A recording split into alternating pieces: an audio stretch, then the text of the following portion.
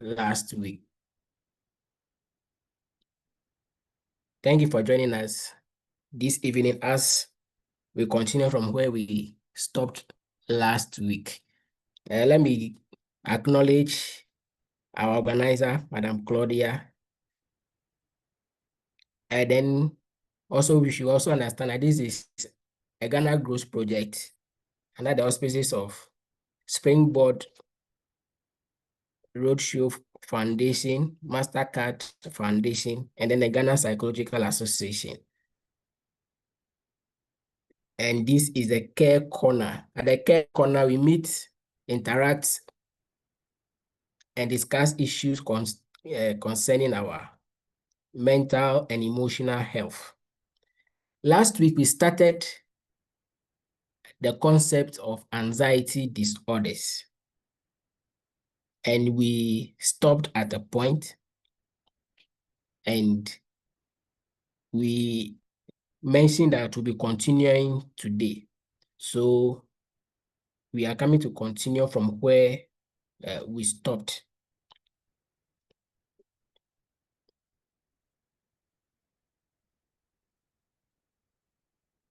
However, those who joined us last week, we centered our discussion on some 3 Bible readings, which I would like to go through with us once again, whilst it still serves as the foundation for our discussion.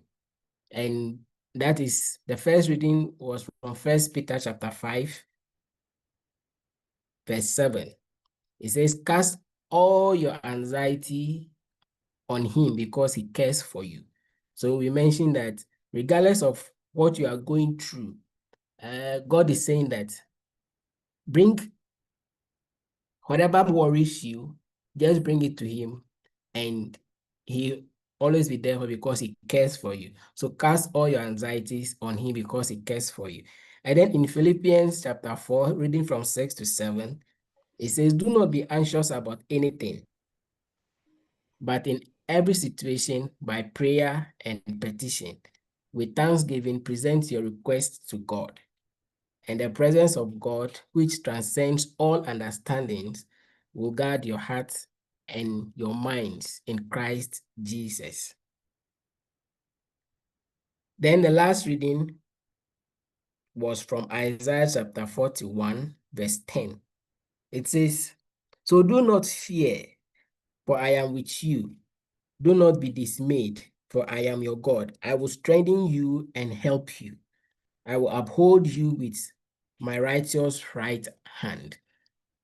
All the scriptures are pointing to the fact that regardless of the fear, the worry, the anxiety we are going through, there is someone we can always turn to. There is someone who can always listen to you. So instead of killing yourself in fear, in anxiety, in worry, cast your burdens onto God and he will be there for you. Probably you might have tried all avenues just to get yourself some form of comfort, but it is not coming. But this evening we are saying that God is also available to listen to you, so you can turn to him as well. So these are the few Bible verses that we based our discussion on. We mentioned that under the anxiety disorder concept, we are looking at it from the DSM-5 classification perspective. And last week, we did that of generalized anxiety disorder. So today, we will be doing 2. We'll be doing that of panic disorder and social anxiety disorder, that is social phobia. Last week, even though we did generalized anxiety disorder, we also looked at acute stress disorder, and we were able to distinguish between generalized anxiety disorder and acute stress disorder, so that we are sure, and especially those who are prescribers will be able to get the differences very well. So we said when it comes to acute stress disorder, the symptoms are related to specific traumatic event. Whilst with the generalized anxiety disorder, it involves excessive worry across multiple areas of the individual's life. We also looked at an acute stress disorder, the duration shouldn't be more than 4 weeks. So 3 to 4 weeks after the person is exposed to a trauma-provoking stimuli, we are able to diagnose the person under acute stress. But when it goes beyond that, then we should be looking at post-traumatic stress when it is a trauma. When it goes beyond 4 weeks, then we should be looking at a post-trauma over here. And under generalized anxiety disorder, the duration, we say symptoms should persist for at least 6 months for you to be able to diagnose somebody as generalized anxiety disorder. So I think these are some few things that I will mention on this. So as I mentioned, today we are starting with panic disorders, so which is one of the anxiety disorders under the DSM-5 classification, panic disorders. So let's see what goes into panic disorder. So by way of definition, I say panic disorders or panic disorder involves recurrent, unexpected panic attacks. So let's take note of the keywords over here. Recurrent, unexpected panic attacks, which are sudden surges of intense fear or discomfort that peaks within minutes. So it comes within minutes and like it seems to be subsiding or it seems to be going. And this is not something that just happened once. The fear comes unexpectedly, as if something is happening, as if some terror is up here. And the fear can go so intense within minutes and then calm down. And it can be so discomforting because it can make people do things that it's not expected, or you not even imagine that this person or why should this person be doing this thing. So by way of definition, that is what we are saying panic disorders are. So they are recurrent, unexpected panic attacks. That is a fear of terror, a fear of something about happening to you, some danger is here, something that you're not able to control is here, or you're about to die. All those things, so intense. Let's look at some symptoms, generalized symptoms. So when it happens like that, because this thing is unexpected, you realize that there will be a lot of palpitations, that the person's heart will be beating so fast, pounding, boom, boom, boom. At that moment, if you should check the person's BP, I'm sure it will be skyrocketing at that point. So when there is panic, but one thing we should understand is that it shouldn't just be a one-time maybe panic attack. Probably you've heard a gunshot boing and you had palpitation, it's normal. Or something, you've heard some strange news and you start having palpitation, that should be normal. So these symptoms that you're talking about, you're saying that they should be recurrent, something that is repeatedly happening. So it's not just one-time thing that is happening to the person, but it's something that to continue for an appreciable time, which is having an effect on the individual's way of life, their functioning, their ability to function, their relationship with others. Almost every other aspect of the person is being interfered with when this thing is happening. So not just a one-time panic, then we say that the person has a panic disorder. No. So we are saying it should be a recurrent thing that happens to the person. And we are looking at the symptoms. And we are saying one of the symptoms involve palpitations, where there's rapid heart rate or pounding of the individual. Then, of course, profuse sweating. Profuse sweating. excessive sweating during the panic attack. So at that very brief moment, when the person will sweating profusely, even if under fan or air condition, the person will still have that sweaty tendencies. So again, you are saying that it shouldn't be a one-time thing for us to conclude and say that the individual has panic disorder. Panic attack is not panic disorder. Anybody can have a panic attack based on exposure to a traumatic event, something that is threatening life, that looks sound to be life-threatening, that is frightening, something that you're not expecting. So that is panic attack, and not all panic attacks, or panic attack is not panic disorder, but a panic attack should be recurrent, persistent for us to say there is panic disorder. So I want us to get a distinction very well. Another symptom involves trembling, that's shaking. Either it could be the whole body, the extremities, that's the fingers or the hands, the whole body be shaking. If the person takes a cup to drink, it's like the whole cup is shaking in the hands, like these tremors, as if the person have maybe an epileptic fit or something like that. The whole body be shaking because of the fear, that intense fear that the person is thinking. But you see, the one thing about panic disorders is that sometimes or most often there is no basis. The mind just bring about some of these thoughts that there is some terror happening. So sometimes it's about the mind who is bringing about this thing. Then the reactions will start happening.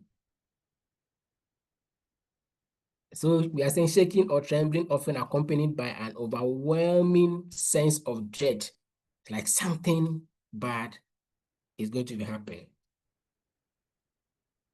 Shortness of breath, of course. Shortness of breath, feeling of choking or difficulty breathing. So the person will be panting and as if the person has run for some distance. But the person will be panting and it's just sometimes me feeling that they are choking. Sometimes it could be chest pain or chest discomfort. So discomfort that may feel like a heart attack. So even the thought of having heart attack in itself can even be traumatic in nature for the individual. So, and then the feeling of loss, fear of loss of control. They feel that whatever is happening, they're unable to control it. So the fear comes, or even they feel like the danger that is ahead of them, they are not able to control it. So it's going to have control over them.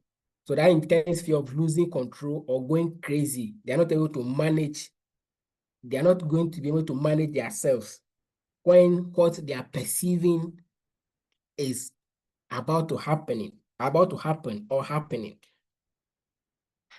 So these are some of the symptoms. I would like to ask 1 minute to mute and then we connect my charger. I think.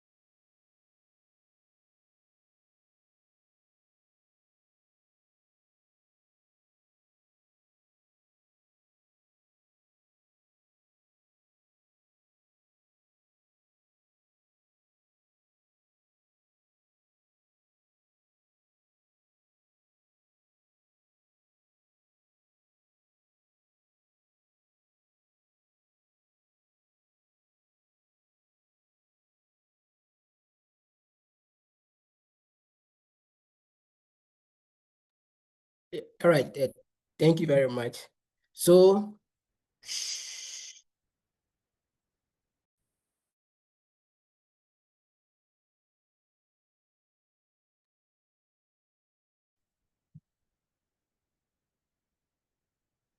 yeah, so to continue, so I just mentioned all these symptoms, and some other symptoms could also include dizziness, and then nausea. So the person will be feeling dizzy and as if the urge to vomit can also be there.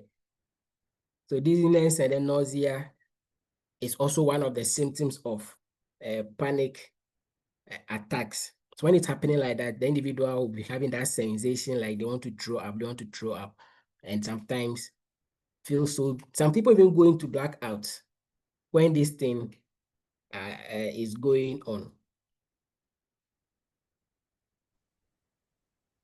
Hyperventilation, excessive sweating, I've mentioned that, heart palpitations, chills and hot flashes. Yes, chills and hot flashes are also some symptoms that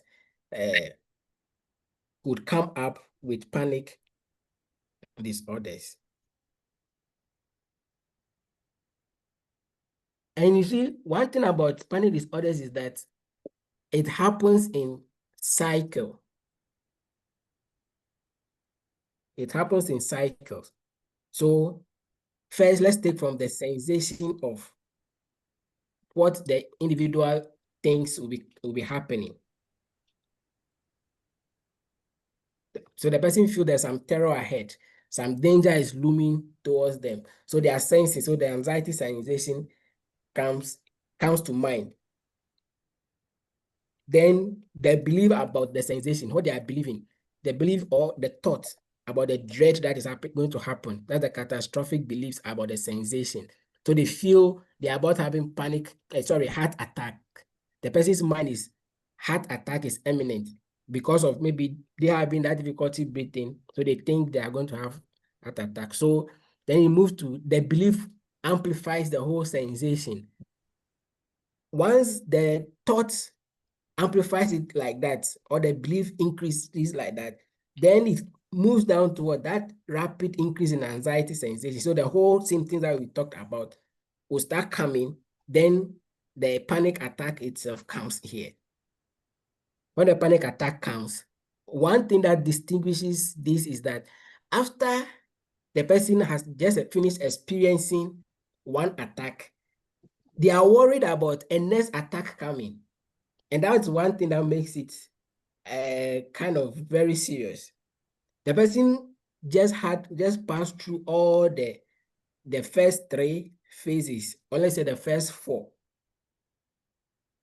And now they've gotten some bit of relief that, okay, what they are thinking is not actually happening. Then in the next moment, they are still worried about a next one coming. So once they start worrying about the next attack coming, then a sensation of that next one coming starts again. So the individual will have just some little chance of comfort because it's like from one bridge to the other. As they are just done or they move away from this very one, and next one is knocking, and they must prepare for that next one too. So it moves like that. So it moves in that cycle. So from the worrying about another panic attack, then the sensations of that panic attack that they are thinking is also coming. The catastrophic belief about the sensation, like how they are going to feel, what is going to happen to them, also starts coming up. Then the increase in the sensation, so it starts another increase where the palpitations and all the symptoms we've mentioned will all start coming like that. Then the panic attack falls in. And once from there, it also continues again. A minute, I have someone sent a direct message to me. Let me check.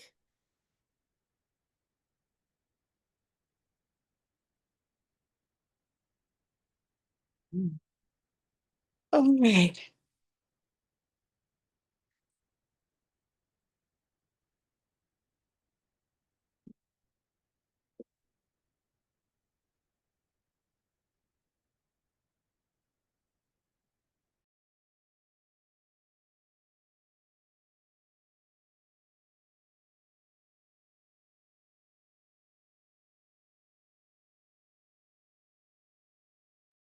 All right, so let's continue from there.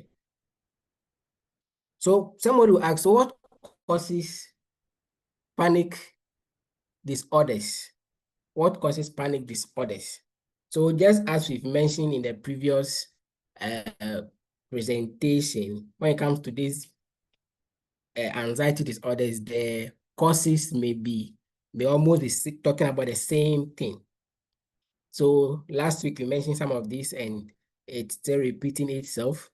So genetic predispositions, family history of panic disorders or other anxiety disorders can be a risk factor. Can be a risk factor to that. Then biological factors, as we mentioned, sometimes these neurotransmitter imbalances or hormone imbalances, neurotransmitter misfiring, all form of chemical imbalances or dysregulations in the brain or brain chemistry, all other tumors or whatever. Even some medical conditions, some other medical conditions could also be bringing up those factors. Environmental stresses like major life transitions, trauma, or chronic stress can trigger the onset of panic disorder when it's happening. So some complications, so development of other anxieties, which we'll be talking about agoraphobia later on. Other anxieties can come up when individuals avoid places or situations where escape may be difficult. Increased risk of depression and other anxiety disorders, substance use. And so let's look at some tips for coping with panic disorder. Some tips for coping with panic disorders. So one thing we are saying, or we are suggesting over here is being able to practice self-care. We're talking about self-care is about being intentional about managing stress for yourself and doing things that makes you feel fine or makes you happy, where you don't overly burden yourself. You make time for rest, meditation, and everything about you yourself. You'll be going about doing a lot of activities, but you make time for yourself to think about yourself, take images about yourself, and get some relaxations for yourself. Practice self-care. You're also important. As you are going about your duties and everything, know that you're equally important. So practice self-care. Focus on what you can control. You see, as those thoughts keep coming like that, as the thoughts keep coming, you are saying that are you able to control all the thoughts, the things you are thinking? Are you able to control all of them? So one basic thing that you can do to help yourself is to be able to control the things that you are not able to control. As you think you are about having heart, let's say heart attack, do you have any condition that should make you have heart attacks? And any other thing that comes to mind, you are saying that focus on what you can control. There are things you can't control, but you are worrying about them. The question is what you are worrying about. Is there a way to control it or to manage it? Do you have anything in your capacity to make it work or to change the narrative? If yes, why don't you do it? Then if no, then why worry about it? If there's nothing you can do about the situation, you are worried. So would the worry change the situation for you? No. If no, then there shouldn't be the reason to worry. The ones that there is something you can do about it, why not go ahead and do what you can do about it? If you have the means of doing what you can do about it, then just go about doing it. And sometimes too, don't let problems and stresses snowball. So from one problem to the other. So it's like you are making from one problem instead of fixing it well, it's like you're pushing it, assigning it another reason and materialize. The one problem is going to linger to a lot of issues, and you alone worrying about a lot of things. Then they feel some danger coming, the feeling of some tremor coming, or some terror coming your way. So you are saying that don't let problems and stresses snowball or connect to one another and be making you feel so tensed up. Spend more time engaging in your life. So as we just like a self-care, spend more time for yourself as well. Relax your body, make time for rest. You can also use the CBT reframing, like that's the cognitive restructuring, where you try to look at or sit down, take an inventory of, or you can make a thought diary. That is by writing the things you are thinking. Ask yourself, are there any evidence supporting this way that I'm thinking? If there are no evidence to this way that I'm thinking, then why am I thinking this way? What positive or what other way should I look at this thing? Because sometimes last week we mentioned some of the cognitive distortions where maybe it's either you are just jumping to conclusions where people are, when you ask people something or people are talking, you seems to judge ahead of them, reading their mind like you know what they're about to say. Meanwhile, probably what you think they're about to say is not what they're going to say. So once the person starts talking, it's like it is almost in line with what you are thinking, then you conclude, jumping to conclusion. That may not be helping. Sometimes either maximizing or minimizing situations, something that is not actually as big as it is. Make it look so big and make it so scary for yourself. So restructuring some of this way of thinking. You also mentioned like the all or nothing thinking. All or nothing thinking is where the person stick in absolute terms. Absolute terms here means when they say it is black, yes, it is black. Nothing comes between it again. They said it's black and it's black. They said it's white and it's white. So they don't make room for any alternatives. So as this person said that these people don't like me or this person doesn't like me, regardless of whatever happens, the thought is that this person doesn't like it. Whatever they say presses them. But there should be variations in this person's way of thinking. Probably there could be some positive change over here. And use of grounding techniques. Those of you who have been joining us in the previous presentation, we went through like the CBT, we went through some of them. The grounding techniques too, we went through some of them. One of them one of them that we discussed happens to be the 5-4-3-2 relaxation exercise.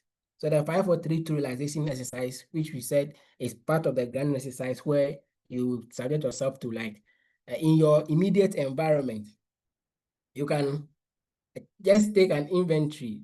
Sometimes it's well done if somebody is helping you do it by giving the instructions that you should follow. So the 5 is if you have to tell 5 things you can see in your immediate environment. 5 things I can see in your immediate environment. And sorry.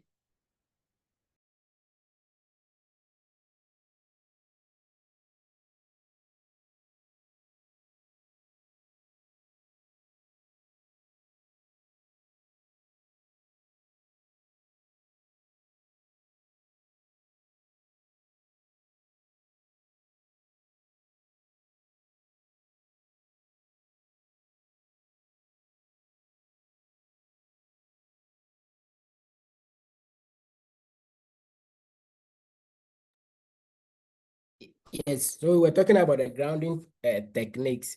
So 5 things that you can see around you. So like the chair around you, a book or a picture that you can see, things that are around you.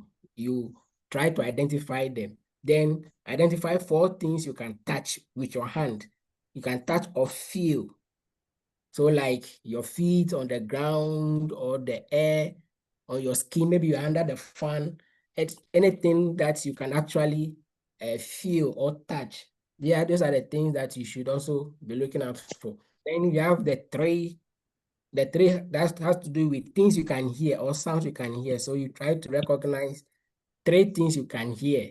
Maybe if your environment has some birds and things that are around, maybe you pay close attention to the environment and listen to the sound. I think we demonstrated that in one of our presentations where one person volunteered and went through the steps.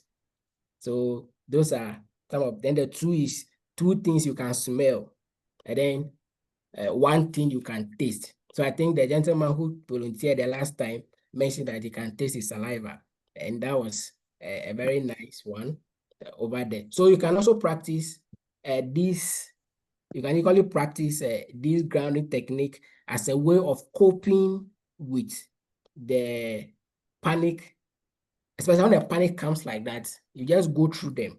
The 5, 4, 3, 2 relaxation exercise. If you go online, you get them as well. And you can also check our previous discussions.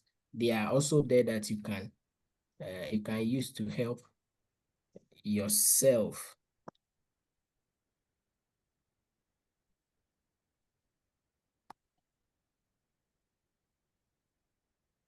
So how do we prevent panic disorders?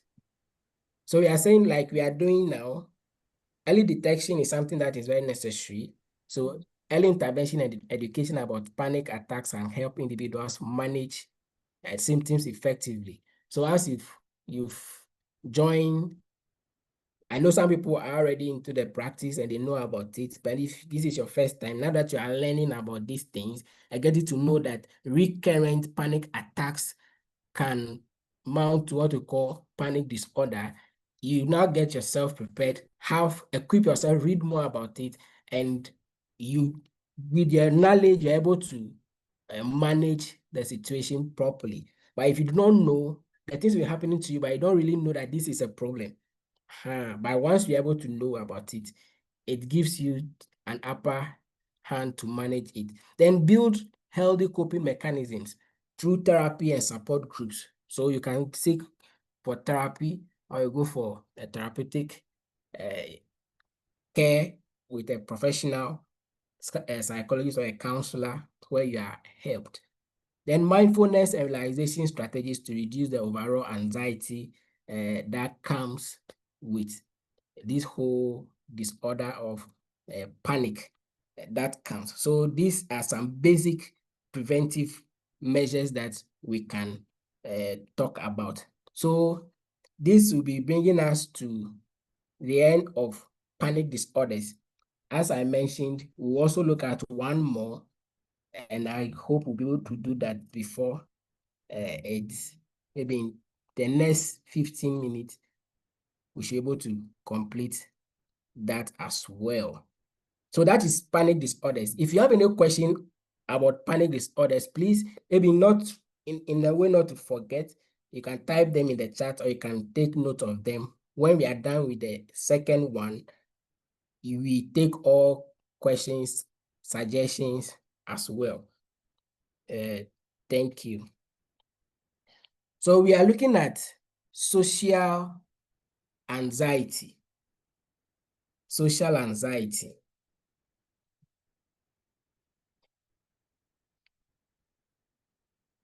Social anxiety can also be called social phobia. Social anxiety can also be called social phobia. So what is it? We should understand that it's also one of the anxiety disorders. So far, we've looked at two main. You look at the generalized anxiety disorder. We've looked at panic disorder. Now we are looking at social anxiety disorder. And we are saying the social anxiety disorder can also be known as social phobia. However, we'll also get to a next one, which are the specific phobias, which is separate. You may find some social phobia under that, but we are picking social anxieties as a separate disorder under the DSM-5. So what is social anxiety disorder? Yeah, they are saying here that it is characterized by, one, an intense fear of social situations. That's one major thing we should take note of. Intense fear of social situations. So what about the social situations? The individual feel they may be judged, criticized, or scrutinized by others. So as the person is in the social gathering, his or her mind is moving all over, thinking people are judging him or her. If maybe they are dressing, even how they are walking, the whole mind is preoccupied with the thought of people judging, criticizing, or scrutinizing him or her, where there may be no evidence to what the person is thinking, But the person's thought is that people are criticizing him or her, people are judging him, or people are scrutinizing whatever he or she is doing in the social settings. So they feel so uncomfortable, very, very, very uncomfortable when they're in social gatherings or social situations. Let's look at some basic symptoms. So fear of embarrassment. Yes, with this thought of being scrutinized, being judged, or being criticized. The fear is that at the end of the day, they'll feel embarrassed or they'll be humiliated by whoever. They can't actually tell who, but they just feel that at the end of the day, they may feel embarrassed. So they wouldn't want to. One thing about these people is that they will not even want to go into the social situation in the first place for them to get embarrassed. Before they'll go and get embarrassed. So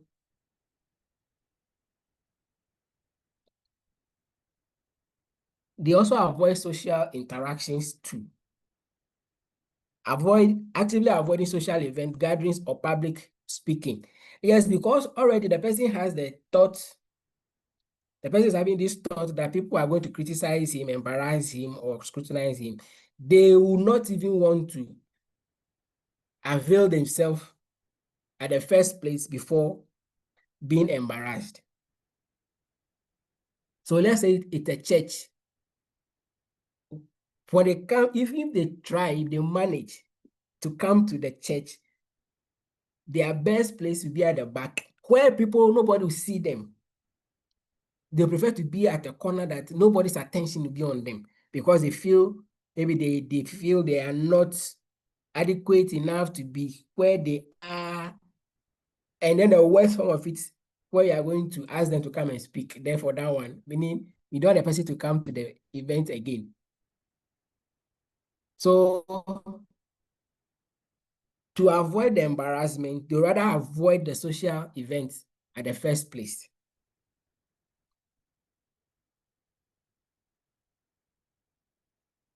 Or any gathering where there are people, they just don't want to go and embarrass themselves, so they will not put themselves in any situation like that. Some physical symptoms could include blushing, sweating, all the things we mentioned for the panic disorders. They go through all those symptoms or every symptoms about anxiety, they experience it as well. So the sweating, the nausea, the dizziness, some even collapse in the social situations, or they go unconscious in the social situations. So these are some basic symptoms that they provide. Self-consciousness, excessive self-awareness, concerns about about one is perceived. So they are so critical about themselves and very alert in their environment. As they are walking, even as they are walking in the environment, they feel people are watching them. So they may not want to engage or do anything that will bring about any forms of embarrassment to themselves. So they are so alert, the dress they wear, they are so careful about it.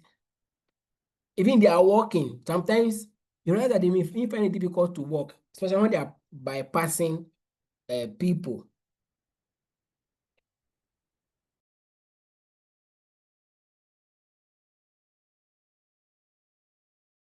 Even when they are walking among people, they are so careful that they end up calculating their steps that they take. The colors they choose to wear, everything is being calculated because who is watching? All these things passing through their minds almost every now and then, and make life so embarrassing, or makes life very difficult for them. Difficulty making eye contact. So avoiding eye contact due to fear of judgment. So they wouldn't want to. If you're having conversations with this person, the person wouldn't want to look into your face. So looking into the person's face is kind of a stress to him or her. You are just stressing him or her by looking into their eyeballs directly. They will want to avoid anything like that, because as they watch into your eyeball, they fear that you will be judging them wrongly. So social anxiety disorder, their major issue is social fear of the social situations. So anything in society, in gatherings that people will see them or where they'll be seen, they don't like it. And then most at times you realize that these people have their self-concept crashed. Very, very low self-esteem, poor self-confidence or low self-confidence. So that is why they feel they are less of who they are. You see, so even their physical appearance, they feel they are not physically good, like their outward appearance is not physically fine like that. So as they walk, they feel they are not beautiful, they feel they are not handsome, they feel the dress they are wearing is not good, they feel they don't know how to talk. So that's why they have the problem speaking in public, because they think whatever they're going to say wouldn't make sense. So if I should go and stand there, what will I say? I'll just end up embarrassing myself. So they may have the idea in their minds, all right, but they fear that what they're going to say is not correct. The confidence is not there for them to speak. So with this poor self-confidence, low self-esteem, all these things come about, and sometimes too it could be other conditions that can be bringing, like the personality disorders, which we'll be looking at later. All these things can also be complicating factors that may bring about this. So one other symptom is that the fear of talking to strangers. Anxiety when initiating conversations or engaging with unfamiliar people. But that one, then it's like you are causing them more harm. Already the person is walking and they are scared within themselves. And you are now expecting them to speak to you, who someone they don't know from anywhere. It will be a tug of war. Who is this person? What the person say about me? At least if they are familiar with the person, it helps. Even with that, they feel they will be judged wrongly. Now, somebody they don't know is more traumatizing. It's more traumatizing to them. So that is also another symptom that they mostly present. So like some of the risk factors that I started talking about, let's look at this one specifically. For the genetics, I think we've spoken about it in the previous ones. But you see, observing others with social anxiety disorder sometimes can be a risk factor to the individual. So this person is observing somebody feeling that's uncomfortable in social situations. So their minds makes them feel like, no, there's some trouble there. That's what the person is doing that. So they are unconsciously, they also start feeling that trouble. So that's more like what they call the vicarious learning indirectly.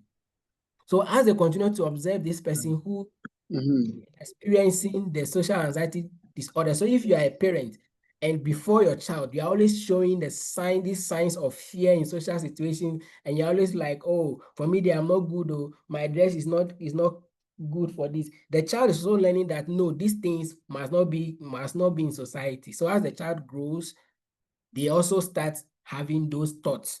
So it can be picked up from modeling or observing somebody going through those same things. So one basic thing is, one way of learning this thing can be through observation.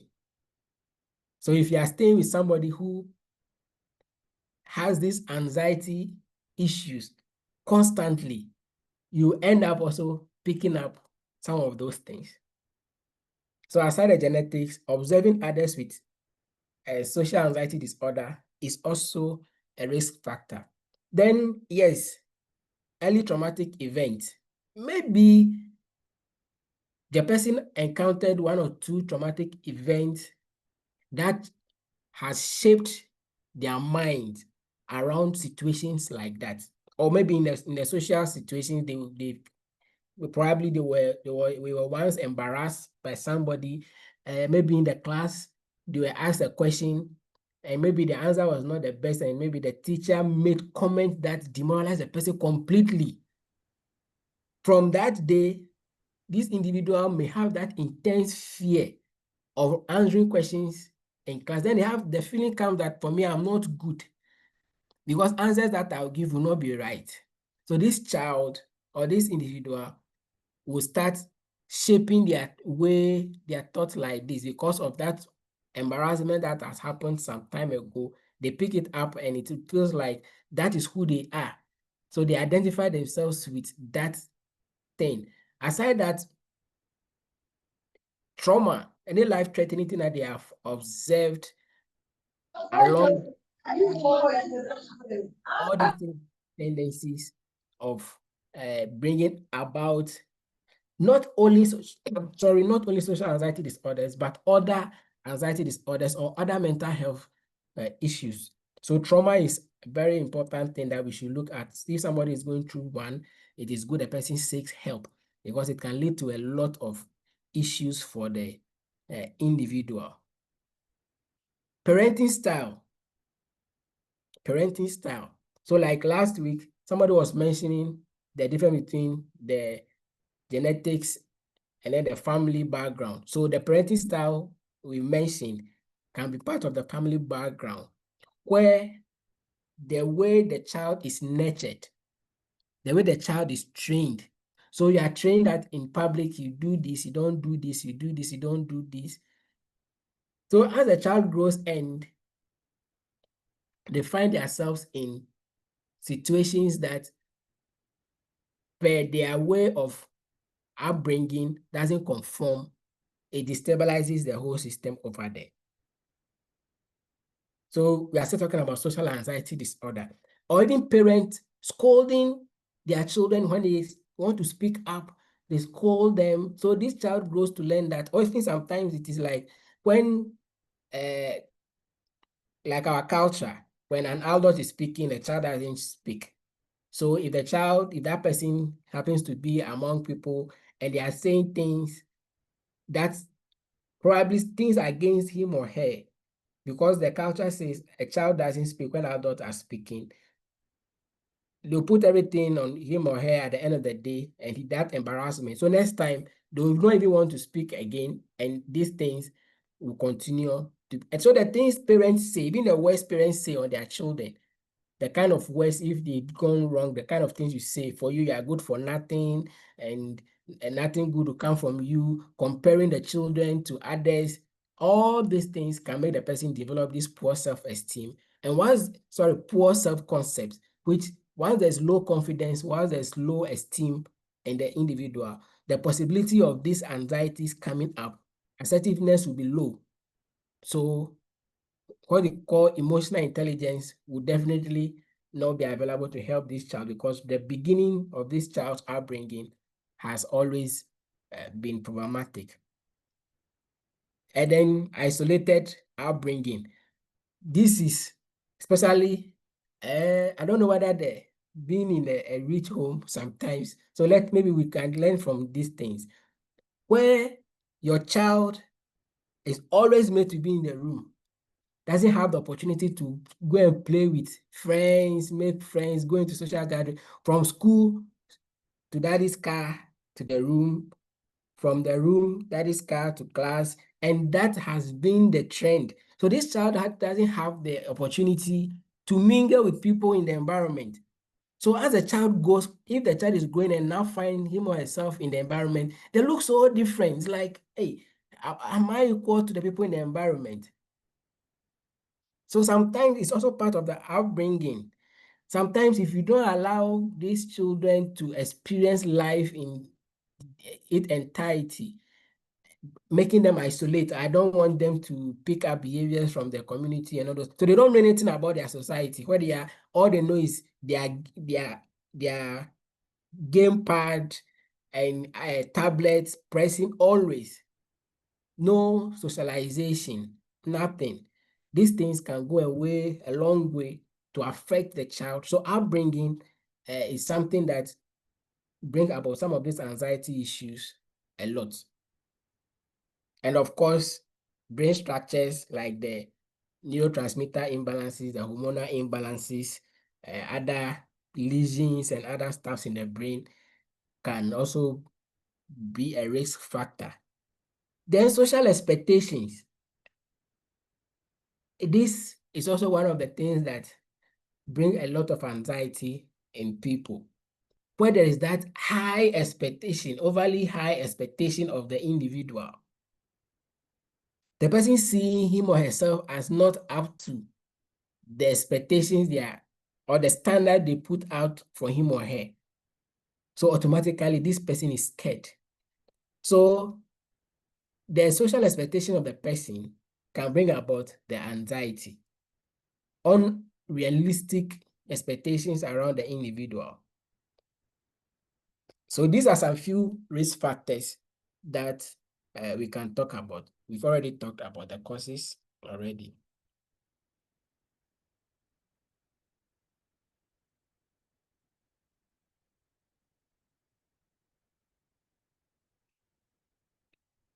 Okay, so I think the symptoms too, we've mentioned some of them. Social anxiety disorders, intense fear or anxiety about social situations, persistent worry about embarrassing oneself or being negatively judged, avoiding of social situations, or extreme discomfort when in them, difficulty making eye contact or speaking in social situations, fear of situations where one might be the center of attention. So let's look at complications when social anxiety is not managed properly. So left untreated, social anxiety disorder can control your life. Anxieties can interfere with your work, your school relationships, or enjoyment of life in entirety. So if it is not managed properly, this disorder can cause low self-esteem. So the disorder can cause the low self-esteem, and at the same time, low self-esteem can be also a risk factor to it as well. Trouble being assertive. So you're not able to speak up for yourself. Negative self-talks. These are complications when social anxiety disorders are not controlled very well.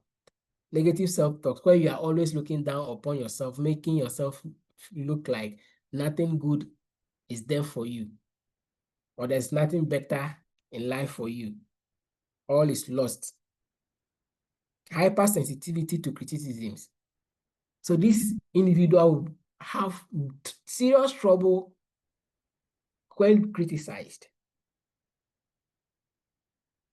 because that is already the recurrent perception that keeps coming, that people will criticize them in a social situation, people will judge them in a situation. So when it's happening like this, they are overly alert. So their eyes, every sense of theirs is out there looking for who will criticize them. Poor social skills, they're not able to socialize very well. Isolation and difficult social relationships. So the student, low academic and employment achievement. Substance use or substance abuse, such as drinking too much of alcohol. Sometimes suicide or suicidal ideations or attempts do come up when social anxiety disorders are not managed very well. So treatment or management for social anxiety, just like all the other treatment options that we mentioned, they all apply to this one as well. But the recommendation is to seek professional help. So when you see a therapist, when you see a psychologist, you see a mental health professional or a counselor, when they do the assessment and it is known that the individual is experiencing a social anxiety disorder, they're able to bring up therapies that will help this individual to manage or cope with these situations very well. So therapy is very important, where you be taught some of the relaxation exercises, the mindfulness relaxation exercises, among the progressive mass health, and others that's based on the assessment outcomes will be given. Sometimes medications may be prescribed based on the symptoms or the severity of it. Because if symptoms could be so intense that this person can get into blackouts, then medications may be prescribed to help manage the situation. So it depends on the severity before you introduce the medication. Sometimes therapy helps, but most of the times combining the two will also be helpful. So therapy, medication, then support, or social support is also needed. So help from peers and loved ones, families, everybody around the person, giving the necessary help to this individual can help the person cope with the situation. So today, this is where we will be ending our discussion, and I will allow for questions. Thank you very much.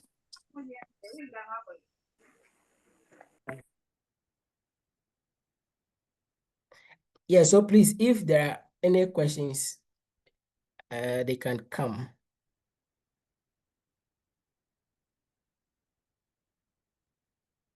Okay, so there's one comment in the chat, Emmanuel Akko.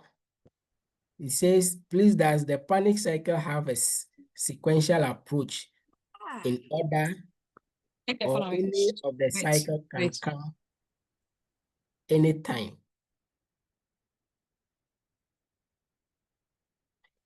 Okay, so yeah, this is the cycle we are talking about. So it actually goes per that cycle. Okay, it starts with I would like to appeal, if you're not speaking, you mute for us. Okay, so it goes in that cycle because the anxiety sensation will come first, then it continues to the catastrophic beliefs, the rapid increase in anxiety, panic attack, worry about the next panic attack. So it moves in that way. It moves in that way. It will definitely have to start from the sensation, the panic sensation, the thought. So if you want to pick it from any of the point, it starts from the sensation before leading to that point you want to pick it from, and then it continues in that direction. So if you see the arrow moves in unidirection. It moves in unidirection, and it's not the other way around. So Emmanuel, all right, Sabina, please, your hand is up. You can unmute and speak to us. Thank you. All right. Good evening, and thank you for the presentation. You've done so well. Thank you.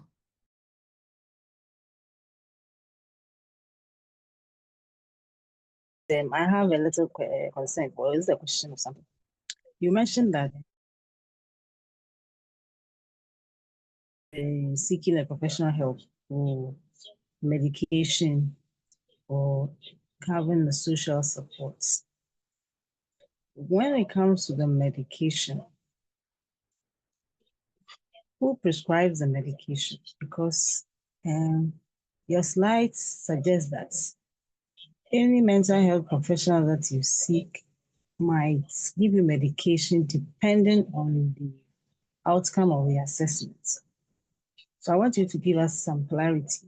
Who prescribes the medicine? And also, is it any mental health professional that is allowed to give this medication? All right. And then okay. So my second concern is I didn't join you when you started, but it looks like you kept mentioning anxiety disorder and then panic attack. I don't know whether you gave the explanation I'm thinking of earlier or not. So I'm just asking. If you did, just kindly reiterate it. So is there any difference, or is there a thin line between an anxiety disorder and panic attack? Thank you.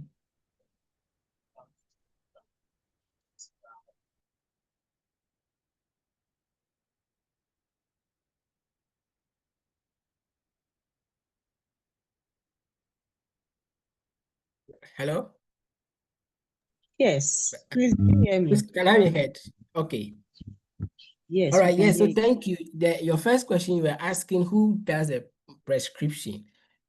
So I mentioned mental health professionals in a sense that we have cadres of mental health professionals.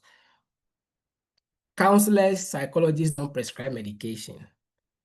Medications are prescribed by medical doctors or psychiatrists.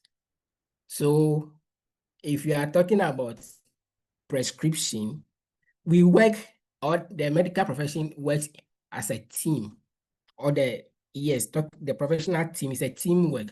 So when you do the assessment, and based on assessment, you think this person will need medication, you refer appropriately to if you have a psychiatrist available, you refer. If you have a medical doctor, you refer. And then in a part of the country where there are limited psychiatrists, the registered mental health nurse at the various facilities do help with the prescriptions. So to the practice on the ground level that I know, in the absence of the psychiatrist, the mental health nurses or the registered mental health nurses do the prescription. As the therapist, you provide the psychosocial support or the psychotherapy for the individual. That is what is done. Psychologists, counselors don't prescribe medication because that is not part of the job description. So when it comes to medication aspect, what I was mentioning is that in the treatment options, these are the various options that are available for the treatment, where you have the therapy, the medication, and then the social support. So combination of these helps in the management of social anxiety disorders. When I mentioned a professional help, I was talking about with the therapy and the professional, I said professional help and then the behavior methods. So that's where the psychotherapist comes in to provide the therapy that is needed. With medication, the appropriate quarters will definitely handle that. So I think I've explained that. And social support, families, friends, loved ones, peers are all make up the social support for the individual. So this is what I would say about what I mentioned with the medication aspect. When I started with the panic disorders, I was not just using panic disorders and panic attacks just like that. I actually explained at the beginning of the presentation. I mentioned that panic attack is not panic disorder. And I mentioned that somebody experiencing one or two panic attacks doesn't qualify for us to diagnose somebody of panic disorder. So a panic attack, which is recurrent, a panic attack which is recurrent, sudden recurrent, and causes discomfort to the individual. Sometimes even at least over a month, this thing continues to happen. There, we can be talking about a disorder happening. And we explain that panic attacks, that's a sudden intense episode of fear or discomfort, which lasts very in short minutes. Within a minute, the attack is gone. And we also mentioned various symptoms or sensations that do happen. We talk about the profuse sweating, the trembling, the shortness of breath, rapid heartbeat. We mentioned all these things. We are saying that just a single panic attack doesn't suffice as diagnosing somebody or saying that somebody has a panic disorder. So the panic disorder happens when there is that recurrent or when there is that continuous attacks. And like the cycle we just looked at, this cycle continues after the person experienced one particular attack. They are thinking of a next one happening, or they are worried about the next one happening, and the cycle continues like that. In that case, we talk about the disorder. So there is a difference between a panic disorder and then panic attack. But panic attacks, continuous panic attacks brings about panic disorder. So a panic disorder can talk about to be a condition that is characterized by that excessive and persistent fear, worry, or anxiety that interferes with the person's daily activities. Or we can, in short, we can continue, we can also say that that excessive or continuous panic attacks, the recurrent panic attacks that interferes with the individual's daily life can be said to be panic disorder.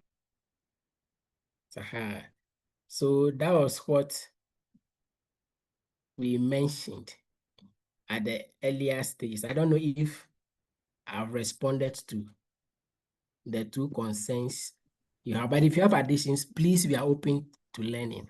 So you can please add on to us.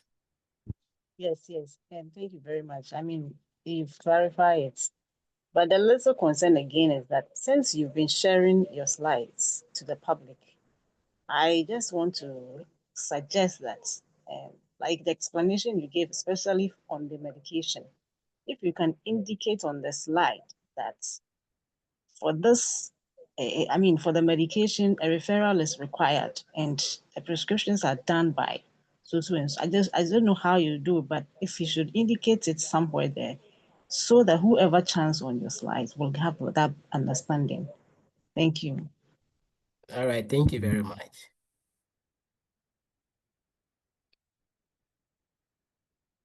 All right, please, are there any other concerns, any questions? We are still discussing. Hello. Yes, hello, sir. Yeah, if I may get you right, you said if you have anything to ask concern about addiction or whatever. I don't know whether my network didn't get, I didn't get that section well. No, concerning the presentation that we had today, the anxieties and not addiction. Okay, thank you. Hey, hello, Mr. Jones. Hello. Yeah. Hello. Hello, Mr. Yeah, Madam Savannah. Okay, Mr. Marina, please, you can speak to us. Okay, thank you very much. I want to ask a situation whereby you see that anytime someone hears any strange or any information that seems to be so disturbing, the person's reaction towards it is so panic in a way that even at times when you hear some issues, you find it difficult to even tell the person. Or thinking of how am I going to tell him or her for him to react to it. I don't know whether it's a situation that needs to be worked on or that's the nature of such an individual. I'm not too sure. The question is not too clear. For if you can come clear. For example, even just maybe tell the person that somebody is seriously ill or had an accident. The reaction of the person even seems so even extreme than even the one who is even experiencing the thing. Okay. If you can even shout or even hold herself, "Ooh, why this?" and so on. Meanwhile, the person that the thing has actually happened to might not even be seen in such panic situation. But you responding to the situation seems so strange. Though we know that anytime somebody receives strange information that is at the extreme side, whether pleasant or unpleasant, there are sort of reactions. But how to respond to these issues seems to be in a so much panic situation that you see that as if there's something going wrong, or whether we would say that it's a disorder that needs to be managed. Okay, If thank I you made very much. myself clear. Yeah. Yes, yes. But I think in this situation, we may not be able to put this person under panic disorder, because as we are saying, you've heard something, and it is until you mention to the person that this has happened, and the person starts either maximizing or catastrophizing about the whole situation, that doesn't suffice for us to say that this person is experiencing panic disorder. When we looked at the cycle of panic disorder, and then even with the definition, we are saying that it's something that is recurrent and even unexpected panic attacks. So the unexpected, this one, the person has heard something which they are reacting towards, which has increased that fear. And maybe after that situation, where the person maybe get to know what exactly happened and the situation is being taken care of, the person is fine and may not experience any of those things until maybe another day where the person hears some of these things again. So that may not fall under the definition or the classification and as panic disorder over here. But we may, maybe through assessment, maybe there may be other things that are causing this individual that anxiety or way of behaving. So it may need further assessment to be able to tell that this person, this is what is wrong with the individual. It could just be maybe the person being catastrophic in nature. That is what but I don't think it fall within, or we can diagnose this individual as panic disorder over here. Okay. Then can that be just a panic attack, or attack and that's all ends it, or which is something that the person might be Aside the experiencing? person, so after the person has reacted to the, maybe it's a shocking news to the individual. Exactly, shocking. How intense, and then for how long does the reaction last? Was it just for a moment and it ends, or it continues to the person where the person even starts either becoming depressed about the news they've heard and all those stuff? So maybe Sabina may want to add a little to that. She is a counseling psychologist with Kolebu. So maybe she may want to add on to that, but we can't actually put that person under panic disorder, and it could just be a reaction to the stress, and it may be something different with the person. All right, thank you. So, Madam Sabana, maybe you can bring your concerns and then maybe contribute to Mr. Mariena's question. Thank you. Thank you. Thank you very much. Well, let me say something to what you have just said. I think that, I don't know whether, I'm not sure whether I got him right, but in the explanation you have given is in order. And if the episodes of the or the experience does not occur consistently, as you explained, or the episode comes within a very short time and the person gets relieved, you can definitely not say it's a disorder. Rather, it's just an episodic experience the person is going through based on the kind of information they receive.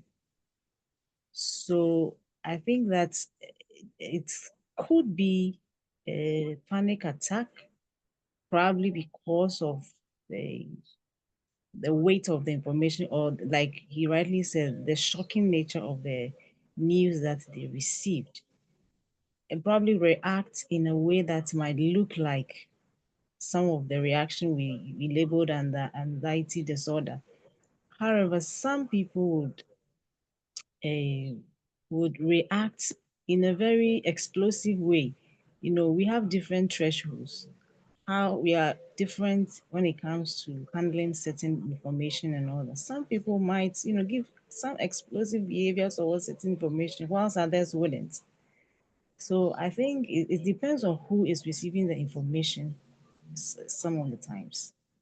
Yes, that's the little that I want to add at this point. Yes, I raised my hand because, again, in your submission, you mentioned you were speaking about stress being possible cause of anxiety disorder, unmanaged stress. Then you were talking about certain things that are beyond our control, the fact that we don't need to bother about them, and the ones that are within our control, we need to be more focused on that. And then I try to share something we call circles of control on the chat, so our colleagues would have a feel of it, but I couldn't. So I shared it with you, Mr. Jones, on WhatsApp. I don't know if it is Oh, possible in them to share it. And then you mentioned the 54321 grounding technique. Yes, I also shared a video with you on WhatsApp. I was trying to put it in the chat here, but I was not able to do. So I just want to find out if it's allowed in your program, then you can kindly share so colleagues will have a feel of how it looks like. Thank you very much. all right. Thank you. So I think I will have to minimize my slide to enable me have access to my WhatsApp. I don't have access to that now. I'll do that and then share. Okay. So thank you. So when you were adding on to respond to Mr. Mario's question, so one disorder came to mind, which can also fall in line with the person who, after hearing that information, tried to react in kind of an aggressive way. There's one condition known as the intermittent explosive disorder, IED, intermittent explosive disorder. So sometimes also characterized by that impulsive, aggressive, and violent behaviors, which is mostly proportionate to whatever is happening.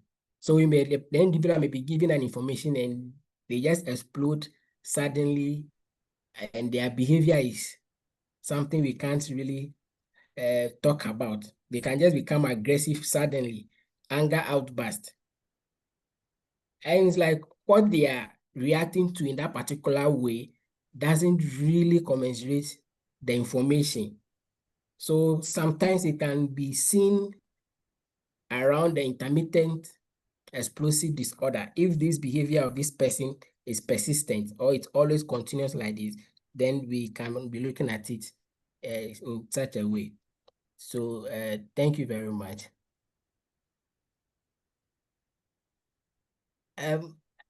Victoria Ajolulu, your hand was up earlier.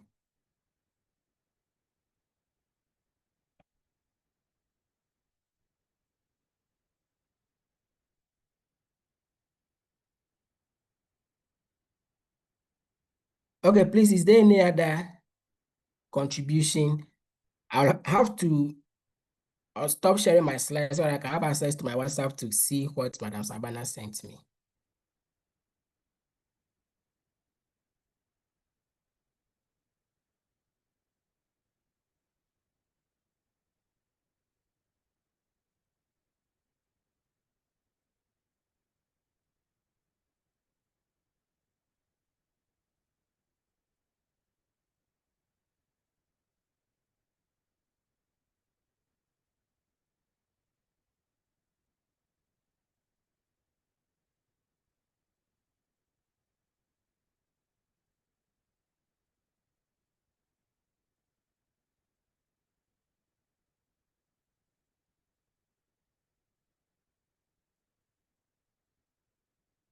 Okay, so let me share the cycle of control as from here.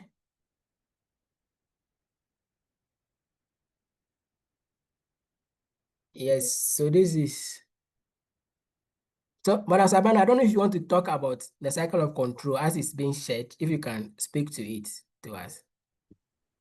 Okay, if you don't mind. Yeah. So, usually we get worried over so many things that will result in stressing us. So this control, I often use it, especially when people are, anxious, when they are so overwhelmed with life situations. So the it's supposed to be cycle, but there's a human face to it. So those that are things that situations that are out of your control are not meant to be worried about, especially your past. Information or event that happened in your past are gone. You don't dwell on them to the extent of, you know, causing stress in your system, or rather, leading you on to you experiencing, anxiety disorder or anything. Situations like, what people think of you, people's comments, etc. So all these um, situations that we find in the first circle are meant not to be paid attention to because they are out of your control. You can't do anything about them at the moment that you find yourself. But then, if you happen to be in control and you can do something about it, like Mr. Jones mentioned, why not go ahead, do something about it, get yourself out of the situation, and then move on? Then the situations that are within your control are the ones painted in colors, especially how you the goals you set, they are definitely in your control. You can control it. You can decide to reduce it, increase it, change it, do whatever you can do with it. So this can never bring a stress to your life because you have control over it. Your thoughts and your actions, the boundaries you set for yourself. You see, when you follow this cycle of control and make it a daily thing, make it a habit, make it a thing of your life, I don't think you would ever feel stressed up in any situation, especially when you live a life that's make sure that you are always in control of your situation, and the situation that you are not control of, you let go. You know, it tends to help a lot in reducing um your anxieties. So basically, this is what the circle of control is about. I use it when I'm talking about stress and all that. So when I heard Mr. Jones mention a the fact that unmanaged stress will lead one to experiencing anxiety disorder, I thought of sharing it here for colleagues to have a feel of it. Yeah. All Mr. right. Jones, I think, yeah. All right. Yeah. Thank you very much. And so with the second one that was shared is a video. I'm unable to Yeah. share it in the slide, actually. So maybe I Oh, will have to show that too for members to see. But we've done it in our previous discussion. When we were looking at anger management, we looked at various and relaxation exercises and did practically the 543 exercise as well. So we did a number of them already, but for the benefit of new members on this call, I will stop this and share that one too with us so that those who were not there can benefit from it.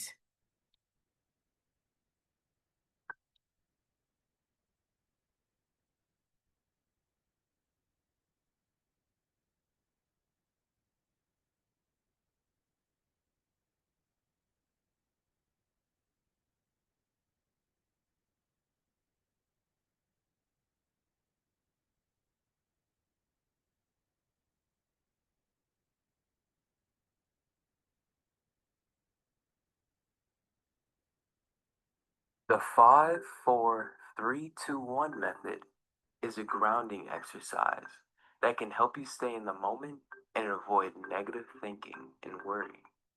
You can do this exercise anywhere, at home, at school, in the car, or even in the middle of a crowd. You can do it sitting, standing, or laying down. Counting down from 5, use your senses to list things around you. Make an effort to notice details about these things. This is how to do it. Start by breathing deeply in through your nose and out through your mouth.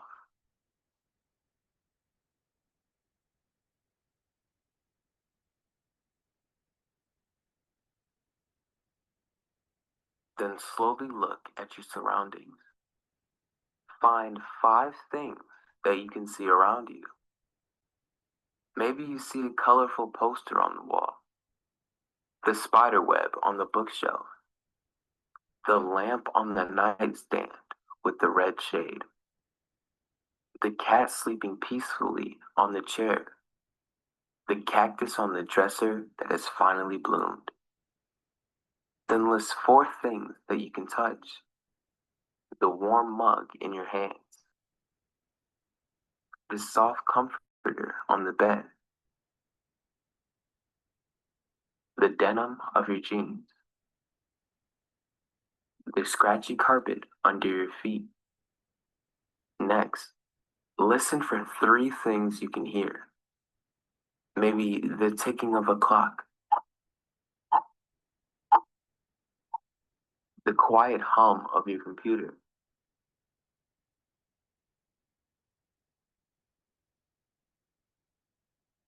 the sound of traffic from outside.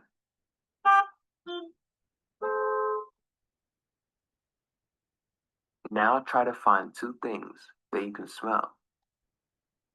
The tea in your mug, the clean scent of your clothes. Finally, list 1 emotion that you feel. This is a way to ground yourself so you can feel present in the moment and in control of your surroundings. Now you try.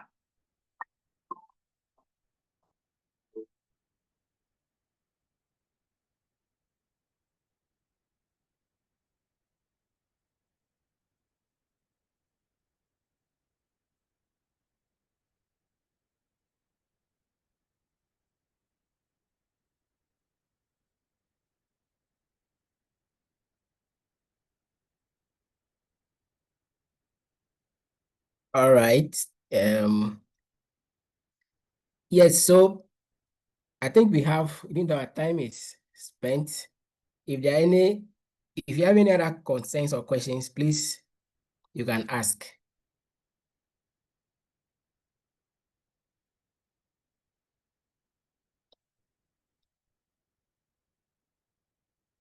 Hello, can I be heard, please?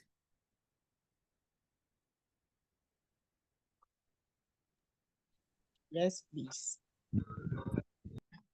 Very well.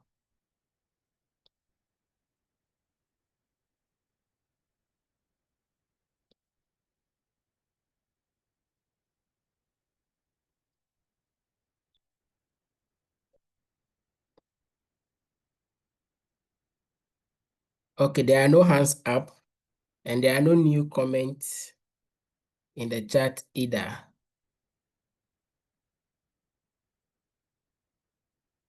All right. So I want to use this opportunity to thank you all for joining us today to discuss this concept. We'll continue hopefully next week, same time. Madam Claudia, please, are there any other information or announcement for us?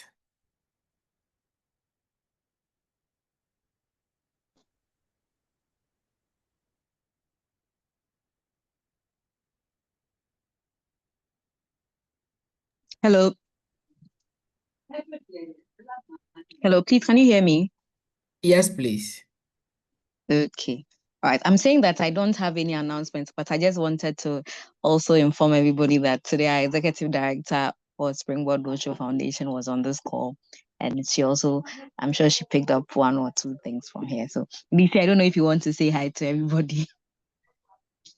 Mama Comfort, you are welcome. And we appreciate having you. Please, you can talk to us. Good evening. I just want to say it was a real privilege listening in today's program. I enjoyed everything that learned a few things, and especially this final slide that has been shown about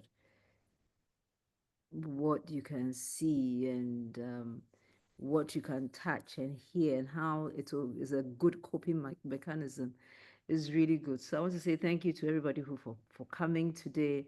And I believe that next week we shall have an even more interesting encounter, because not only have we used the what do we call the things that you were taught, but then you've seen it have an impact on your life. So thank you once again for joining us today. And we believe that next week is going to be even more engaging. God bless you all. God bless you. And it's really a privilege having you on our show today. Thank you very much. It was a surprise visit. Yes, it was.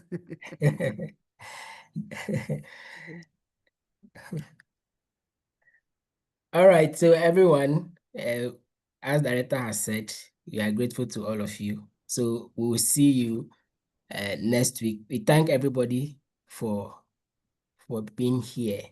I've seen a number of names, but if I'm tempted to mention names, I think we will not finish now. So I acknowledge all your presence. And then please, our WhatsApp platform is still active. We discuss things over there, even when it's not Sundays like this. So anytime at all, we can have conversations on the platform. So please, if you are there, feel free to ask your questions. Even after the presentation, you can still drop your questions there. We'll interact. Any concerns you have, we will still interact with you. And Madam Claudia, I don't know if you would like to share the link once more for people who are not there to join. And then we also have a call center number that will also be shared, so you can reach out to our call center as well. So the link to the WhatsApp channel has been shared. That's the Ghana Growth Care Corner. You can join and you have interactions over there as well. And then with the call center number, you can also WhatsApp the same number. So it's 030-8255-775. Ghana Growth number 030-8255-775. So you can also reach out at any time through this number and you will be heard. Thank you once again, and it's a goodbye from me. Thank you. Bye, everybody. See you next week.